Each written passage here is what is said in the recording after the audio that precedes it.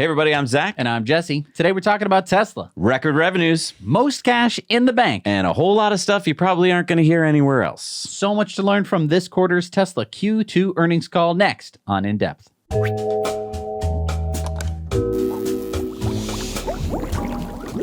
We're excited to bring you again the chance to win your choice of a Tesla or $50,000 in cash. The 10th annual Tesla raffle from Chesed, Chicago is in full swing. So the winner will receive a Tesla Model X, S, Y, 3, or Cybertruck, or you can choose the $50,000 in cash. But why would you do that?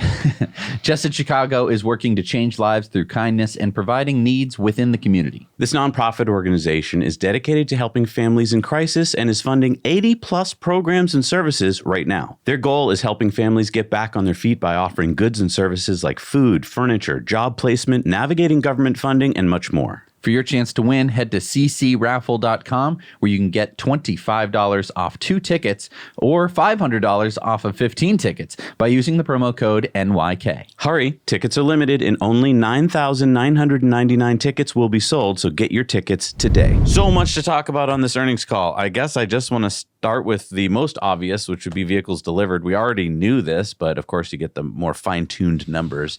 Vehicles delivered, 443,956. That is down 5% year over year. Let's look at this chart here from Main Street Data.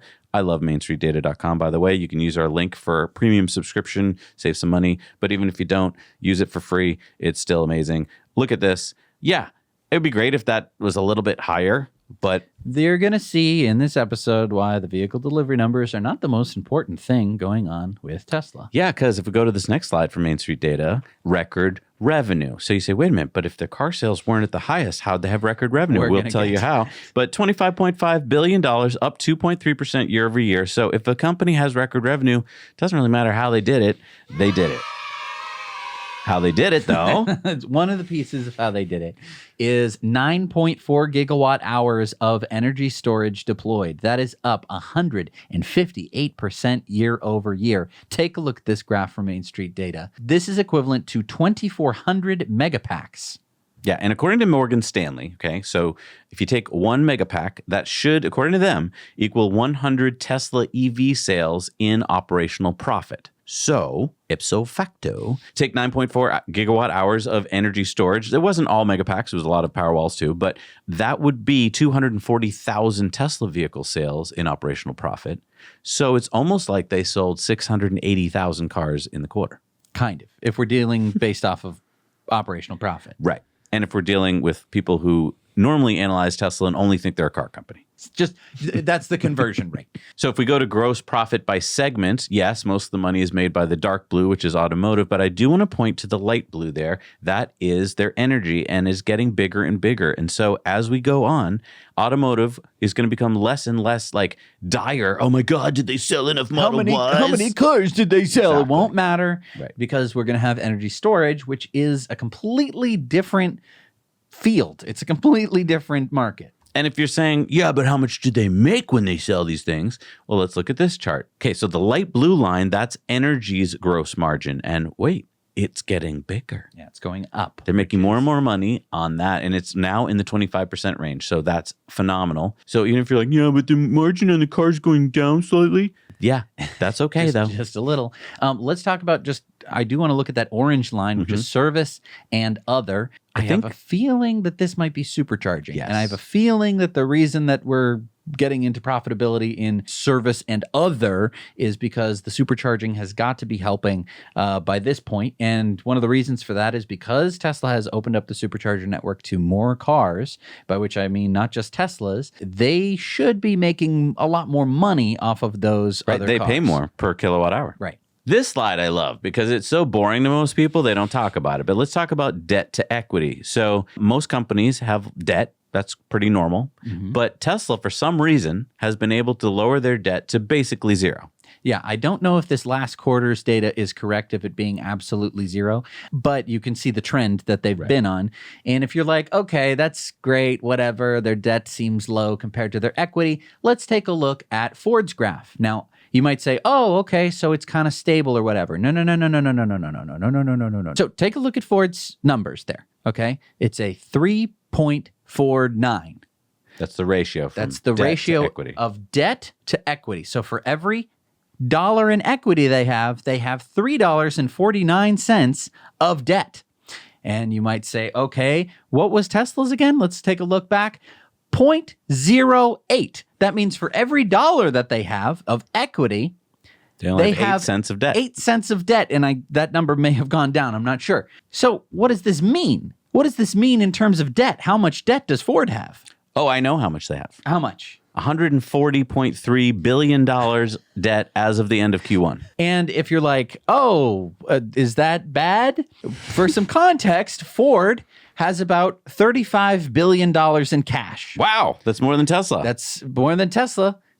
And I'll tell you what that number is in a second, but you have to keep in mind that they have $140 billion in debt. Now, Tesla has no debt, and they have $30.7 billion in cash. which is up 33% year over year. Yes. And by the way, in Tesla's financials, they said we have sufficient liquidity to fund our product roadmap, long-term capacity expansion plans, and other expenses. So they have all the cash they need to do all their plans. And you might say, well, but Ford has more cash. But again, go back to this chart. They're actually swimming in debt. Yep. If they took all their cash to pay off their debt, they'd still be left with over $100 billion in debt. And I know some companies can run with a high amount of debt. I just wanted to compare two car companies. Yeah. Since we care about the cars, people, let's talk about GAAP operational income, $1.6 billion. You can see on the chart here, it's been kind of up and down. Let's talk about GAAP net income. We're at $1.5 billion in Q2. Yeah, we had that crazy quarter 3 quarters ago that basically they were accounting for a lot of things. So kind of throw that out. Yes. And so, again, sort of it's been up and down, but this quarter is not bad. And operating cash flow shows that it wasn't bad. Plenty of cash coming in.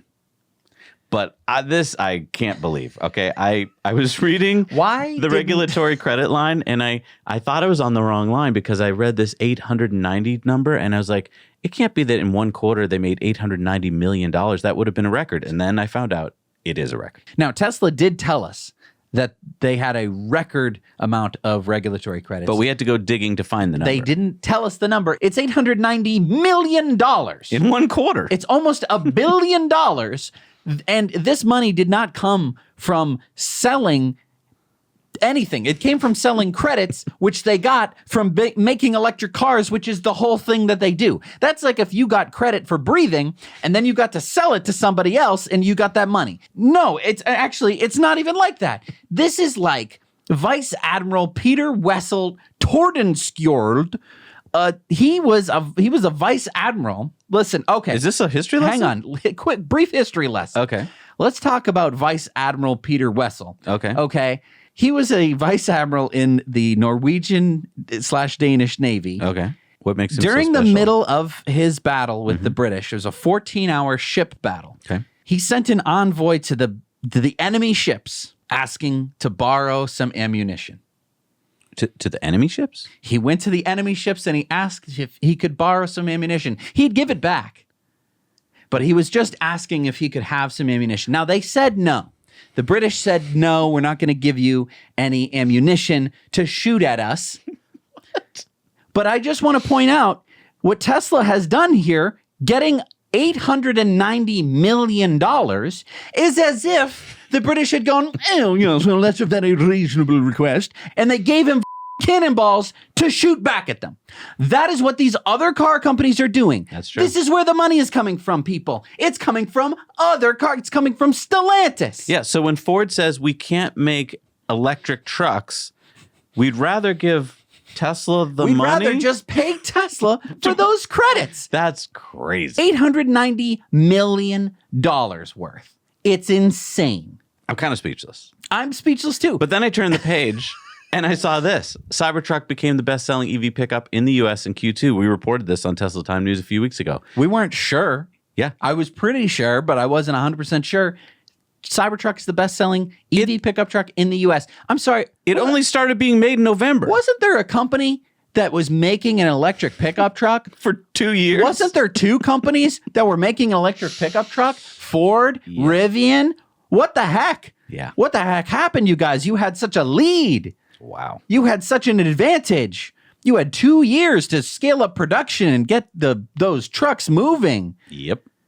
Geesh. I'd like to talk about a little thing called a humanoid robot that Tesla's making called Optimus. We haven't even gotten to that. And this little thing, which, by the way, Elon says will be bigger than everything else they make. It'll dwarf the value of the company. It's already working as we speak. Like, no matter what time you're watching this video, Optimus is working in their factory at Giga Texas right now, doing something pretty boring, I'm sure, putting, I think, batteries in a box. Right. But it's doing it. And we're going to find out more about that later. Let's go to current installed capacity. So Tesla's now up to 2.35 million in total capacity. I think it's really fun to see that Cybertruck is up to 125,000. That's really exciting. And before long, we're going to see these other things coming online, and including next-gen platform. Next-gen platform, which we're going to be talking a little bit more about. Giga Berlin, just some fun news here, is that Giga Berlin is now producing vehicles for right-hand drive markets and delivered its first units to the UK. They also began delivering vehicles to Qatar while increasing deliveries to Israel and Taiwan. So that's good for Giga Berlin. What's this red part of the chart here? So if you take a look at this, this is full self-driving miles over time. So as you go through the graph, you'll notice that there's that red section. Those are full self-driving version 12 miles. So you notice that as soon as they turned on version 12, people started using full self-driving a whole lot more. That's cool. Tesla has an AI supercomputer being built as we speak, and this is showing the H100 equivalent GPUs, and so the dotted is what it's about to do as they finish off the year, and Elon said that by December it should be the most powerful AI computer in the world. But, you know, they're just a car company. All right, so let's get into the call. Started off with Travis Axelrod. He is the new head of investor relations. Yeah, we're sorry to see Martin go, but we're happy to see Axelrod join the company. And I'm very excited because they actually started on time. Exactly. And they ended exactly on time. Good job, Travis. Good job, Travis. That's a big ship to steer, and he did a great job. So Elon started off by making fun of competitors' EVs, and I didn't fully understand what he was talking about. So it's really interesting.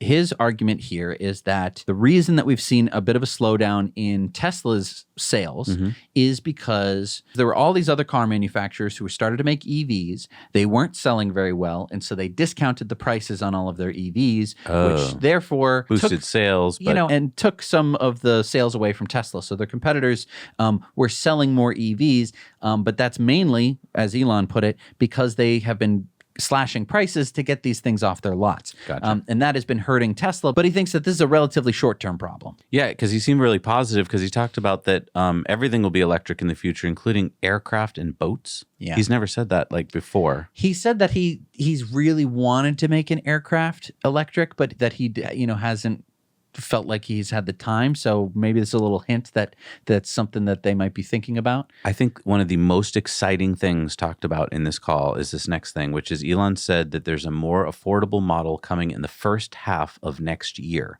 Okay, what does he mean? He said they're going to use the existing lines to build it. So is it just a cheaper like Model 3 and Model Y? Is it a completely different car, say a hatchback or a two-seater? So there's a couple of different things in here that make this a little bit confusing, and I want to just do a quick deep dive on all of it. So the first thing that they said is that it would have some aspects of the Robotaxi, and that it would have some aspects of current models, which I think would mean Model 3 and Model Y. So that points to like a two-door car or a coupe or something. I have no idea. Like what aspects are we talking about? Clearly they're thinking of something relatively futuristic for the Robotaxi. I mean, what do we know about the Robotaxi now? We don't really know anything, but one of the things we kind of know from the little glimpse picture we saw was maybe a two-seater. Was a two-seater. But I want to speculate a little bit here. The Model 3 and the Model Y right now, they have some gigacasting. Okay. And so does the Cybertruck. This is like Tesla's big thing. Right.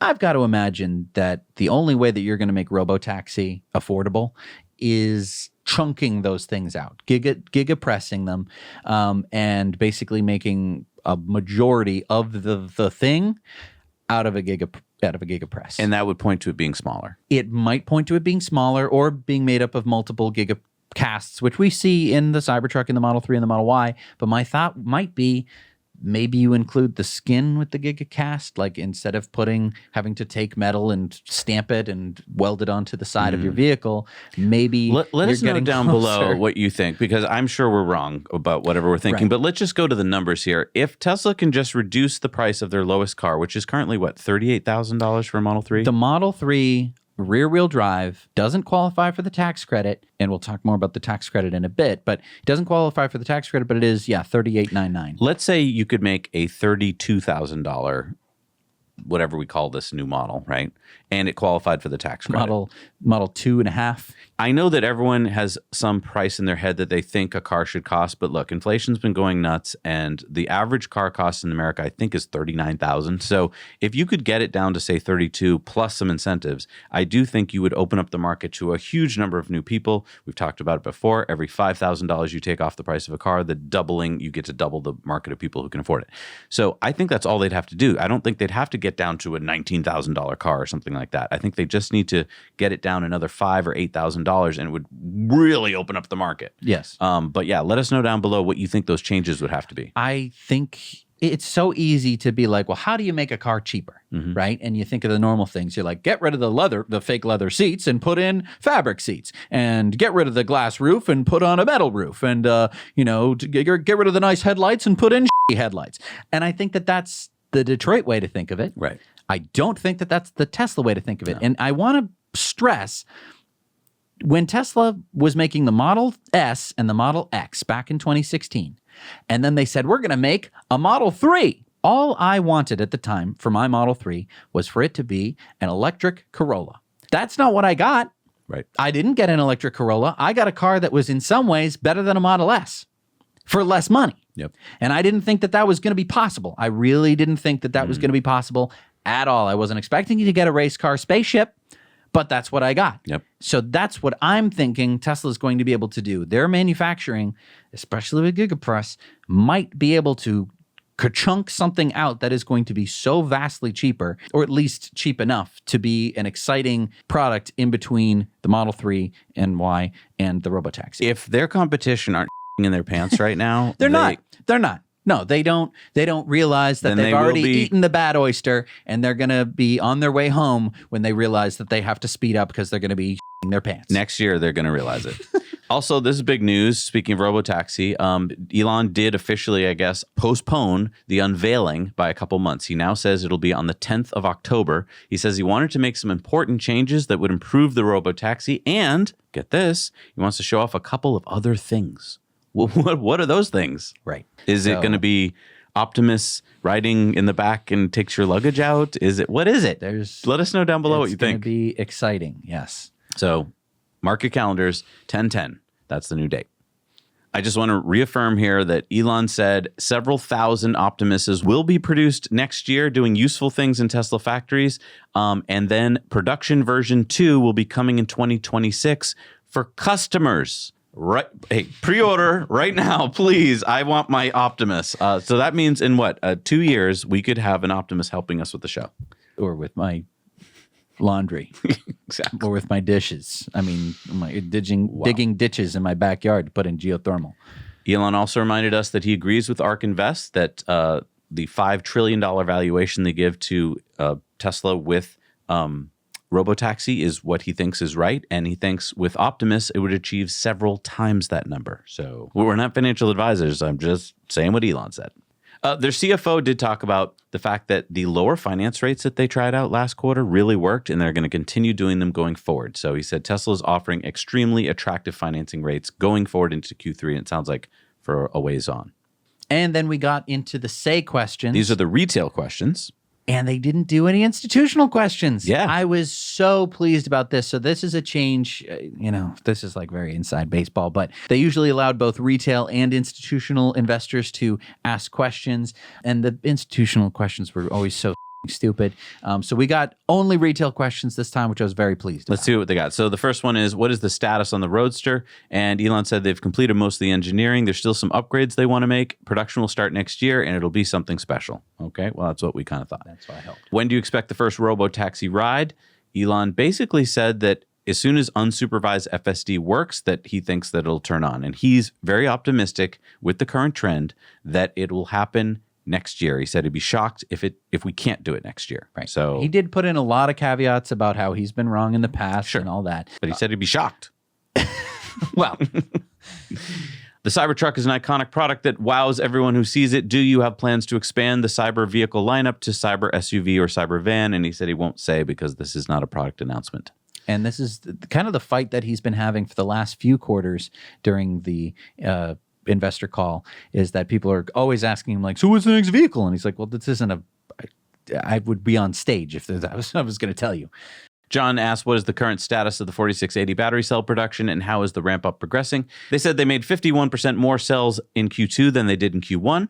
That's a rate of 1,400 Cybertrucks per week. Now, the interesting thing is they just finished validation of a Cybertruck with the dry cathode cell. Production launch for that will be in Q4, and that should lower the cost of the 4680, which maybe they would pass on to the price of the Cybertruck. Right. So that could all be very exciting. And if we remember... So we're driving around with wet 4680s. Yes. If you remember back to battery day, the dry cathode is a huge breakthrough in battery technology for Tesla, mainly in the manufacturing. It's not any kind of magical cell that can be, shot out with bullets and will still charge in, 8 seconds. This is just a battery that is going to be a heck of a lot cheaper, which means that you're going to have, hopefully, cheaper vehicles. Jackie said, any update on Dojo? And Elon says, we're doubling down on Dojo mainly because NVIDIAs are so damn expensive and so hard to get. And so he said, we really have to make Dojo work. And what that means is it's made with Tesla's own hardware. Right. So they're basically an NVIDIA company. It's really interesting the way that he answered the question, because I think that a lot of times if you're asked between two different things, you would want to put down NVIDIA and say that your thing was better. That's not what he said. He said that NVIDIA makes great chips, that they do a great job, but that they... because of the market, they aren't going to be able to afford the number that they're going to need. So that's why Dojo is so important. Kurt says, what types of accessories will be offered with Optimus? And Elon put it this way. He's like, you don't offer humans with accessories, right? So this is a humanoid robot that should be able to do anything a human does. So if you need to give it a screw gun, you give it a screw gun. You don't need to have it come with a screw gun arm. Right. Doesn't need shovel hands if you can just hand it a shovel. Kurt then asked, do you feel you're cheating people out of the joys of owning a Tesla by not advertising? They stressed that they are advertising, and they did point out that it's working because they said in the U.S. alone, 2/3 of the sales of last quarter were to people who never owned a Tesla before. So the word's getting out. Let's be honest, though. They're not doing a lot of advertising. Yeah, well, they are, in my opinion. They're selling Cybertrucks, and Cybertrucks are actually driving billboards that just drive down the street, and it's as if you painted a sexy lady on the side of it, because that's how much attention they get. Except it doesn't say Tesla or Cybertruck anywhere. Doesn't matter, and I'm going to tell you why. You will eventually be able to describe this to somebody who will eventually be able to tell you what it is. But for those days, maybe weeks, where you don't know what it is, that Cybertruck's going to be driving through your mind. That's true. And I think that is even more exciting. That's true. Than if it said like, Cybertruck, hey, you know what this is? They don't need to do that. It's true. It's that captivating. Steven asks, what is the updated timeline for Giga Mexico and what will be the primary vehicles produced initially? Uh-oh. Elon's really put the pause here. He said officially, we've paused on Giga Mexico. And why? Well, he said we're waiting till after the election. He said Trump has said that there will be heavy tariffs on cars made in Mexico if he's elected. And so they're going to wait and see what happens in the election. Pretty smart that they didn't start building it yet. Pretty lucky, yeah. He said we're going to increase capacity in our existing factories. Robotaxi will be produced at Giga Texas along with Optimus. There's a question about if Tesla is still in talks with OEMs to license FSD. He basically said, yes, we're still in talks. Aaron asked any updates on investing in XAI and integrating Grok into Tesla software. Elon said that Tesla's learning from XAI. It's helping with Tesla's new data center and full self-driving. Elon is in support, if shareholders are, so Tesla shareholders, of allowing him to kind of integrate XAI into Tesla's more. He said it'd be great to have Grok in the cars. But that he would put it to a shareholder vote, which as a shareholder, you got to appreciate when he's not just going to make a decision, he's going to be asking the shareholders. I think that was pretty cool.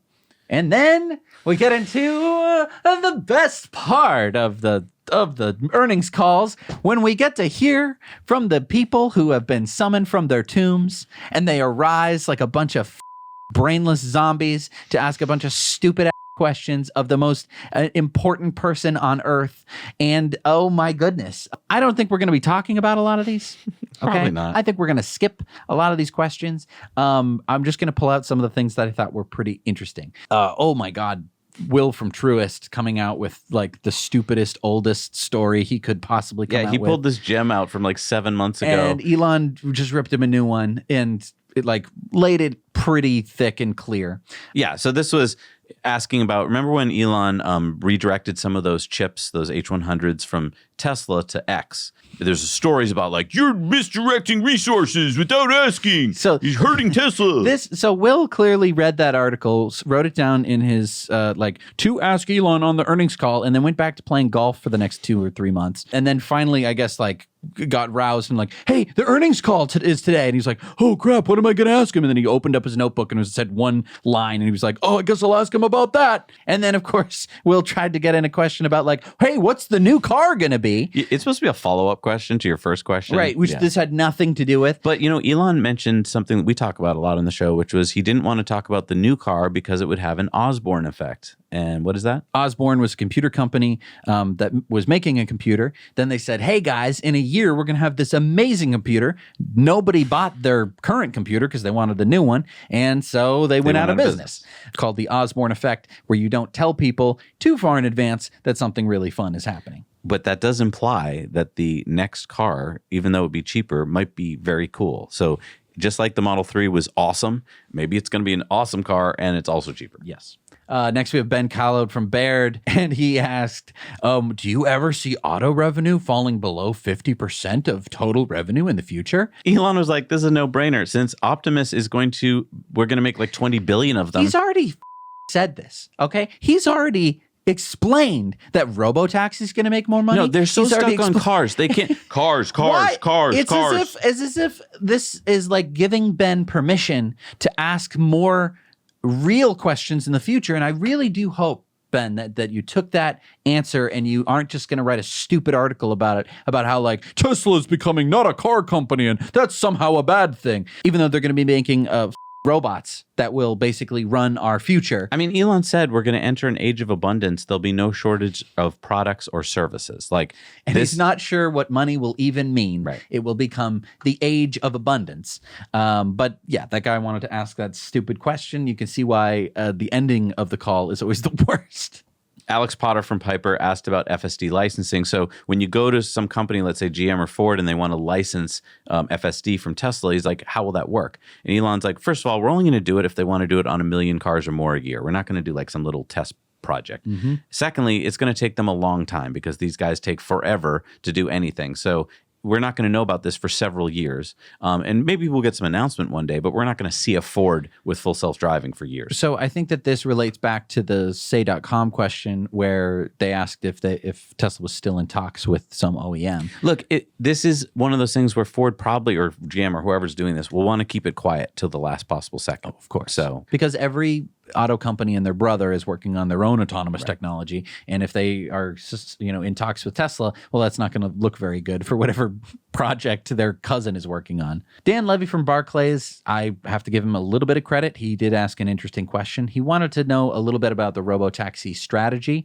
mainly around regulatory approval. I think that his whole question was based around, is Tesla basically going to start in one place, or are they going to just turn it on all at once? Elon didn't really answer the question, and there were 6 different people who tried to answer questions to this, but they just said, we're making a generalized system that will work anywhere. Right. I mean, I think Elon did answer at least what he'd like to do, which would be one day he'll turn on the Tesla network, and then all the cars everywhere, as long as the regulations will allow, can do it. And so who would get to decide this? Well, that would be NHTSA following the FMVSS regulations. And so basically, if Tesla can convince them that it's safe and they say yes, then all of the U.S. would allow it, as long as each state would also allow it. Right. So, I mean, I didn't think that he got the greatest answer because I think Elon is pushing for this really big thing. Right. Whereas we're not sure if it's actually going to happen. But Elon did say that regulatory approval, in his mind, will not be the limiting factor. And I think he's right, because even if some state doesn't allow it, they will soon follow and allow it. Mm-hmm. They don't want to be left out. It's like if you said, okay, 49 states have the car and our state doesn't. Yeah. So then George from Canaccord said, well, GM canceled their pedal-less, steering wheel-less car, so aren't you worried? And Elon was like, look, the real reason they canceled it wasn't regulatory reasons. It's because they couldn't make it work. Cruise automation was not safer per mile than a human, and so they have failed. Whereas Waymo, for instance, is safer than a human, so they keep going. And so he was like, if you're safer than a human, you can keep going. Yeah. And I mean, I think that George was confused and he thought that regulators shut down Cruise, which is somewhat true, but it's because they had an unsafe car. The regulators were doing their job, right, which was to prevent unsafe vehicles from being on the roads. Exactly. I think people like George can't believe that GM can't do it. Yes. Right. Right. And also he said this thing that like, you've shown pictures of a pedalless driverless car. And I don't think that they have shown a vehicle with no steering wheel in the vehicle. Maybe that picture of the Robotaxi to come, but it's not it's a mock-up. It's not a real car. But they haven't even like unveiled that yet, exactly. So it's weird. And Elon did mention that they're going to fix the sunglasses nag soon. So right now you can drive without the steering wheel nag, but if you're wearing sunglasses, you do get the nag. He said that should be fixed soon. So that's great. We got Pierre from New Street Financial asking about, look, don't you need enough of these to scale?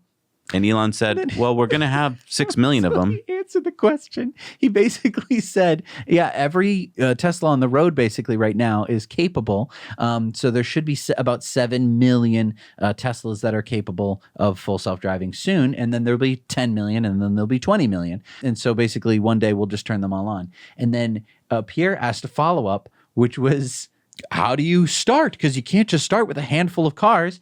I just took a minute because I was like, this guy's really this dumb? He doesn't understand, like, your car, if you have a Tesla, could just go on the network tomorrow. Well, and Elon said probably most people will do it because it'll make them money. Right. I mean, would you rather just have it sit there wasting money, or would you rather have it earn money? So I did a little bit of research.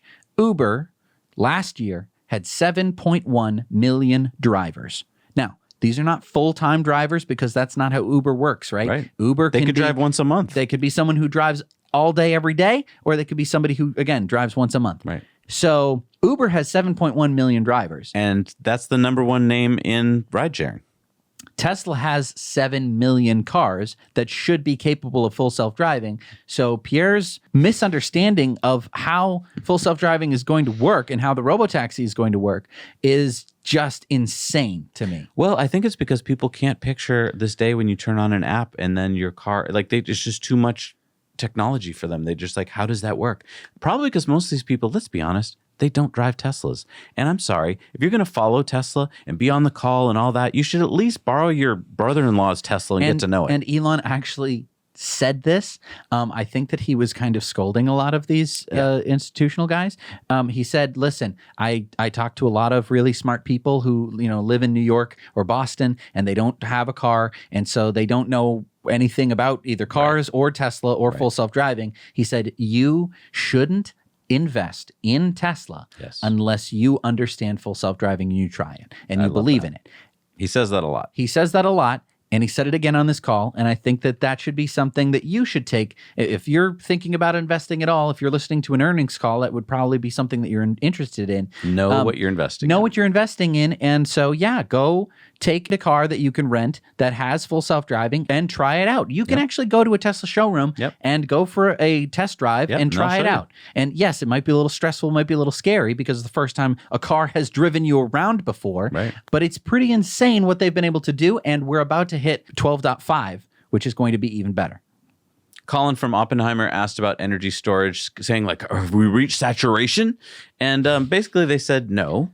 First of all, we get a lot of calls from companies that have tried a hodgepodge solution before, and then they come calling us because that didn't work. They have a little thing Tesla does called Auto Bidder. That is software, that is AI software that bids out the electricity in those batteries and makes money for you. Without that piece, it's a lot harder to make money. Because I think that a lot of people, they like to look at infrastructure and they say, oh, it's working, right? And that's not how infrastructure works. I could tomorrow build a really big battery, Okay. I think that I honestly, I think I have some of the skills where I could go spend millions of dollars on batteries, put them all in a field somewhere, and hook them up to the grid. And I go, hey, pretty good. Except, you know what? I wouldn't know when to feed the grid and when to charge my batteries. Right. Tesla has an entire software built around that. I wouldn't know what to do, and most grids wouldn't know what to do either. Exactly. That's why Tesla is the leader right now, and that's why they're nowhere close to saturation. Yeah, and then he went on to say there is no saturation. The markets continue to open up. So like this idea that like, well, you're making so many, you must be near saturation. No, he was like, close. There is basically 2 to 3 times what the grid is today is needed in batteries. So there's no end to what we need for selling energy. This company, Tesla, that is now just selling so much of it is just going to continue doing that. And he also talked about running power plants at steady state. He said that basically we've created a grid where you need to make enough generation to run the maximum load that you can expect. So the hottest day of the year, everyone has their air conditioners and refrigerators running. So there's so much energy, right? If all these power plants could be running at steady state as opposed to like turning on and off, you could just charge up batteries and then use them when there's a lot of demand and recharge them when there's less. It would make for a much more efficient grid, and that's why all these grids and utilities want these batteries. Then Colin from Wells Fargo asked, if Trump wins, couldn't the IRA get cut? And so all those federal tax incentives go away. And Elon said, you know, there could be some short-term impact if the IRA went away, but it would be devastating for our competitors. And he said, long-term, this would actually help Tesla. He said, because look, the value of Tesla is overwhelmingly autonomy, not selling a car or two.